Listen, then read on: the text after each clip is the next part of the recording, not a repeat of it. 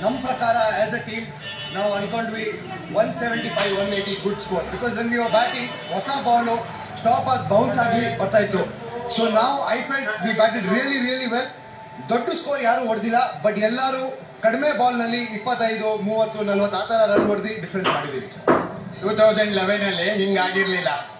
ಈಗ ಚಾಂಪಿಯನ್ಶಿಪ್ ಹೆಂಗ ಅನಿಸ್ತಾ ಇದೆ? Different emotions completely different emotions. VK was there 2011 ನಲ್ಲಿ, but I think the fan base having gone through 18 years ಆ ಥರ ಸಪೋರ್ಟ್ ಮಾಡಿ, ಆ ಥರ ನಮ್ಮ ಟೀಮ್ನ ಪ್ರೀತಿ ಕೊಟ್ಟು ಅಷ್ಟು ಎನ್ಕರೇಜ್ ಮಾಡಿ, I think definitely this trophy is for the fans, for Bangalore, and also a big part of it to Virat Kohli. For somebody who has stayed in one franchise for that many years and ಮಾಡೋದಕ್ಕೆ amazing.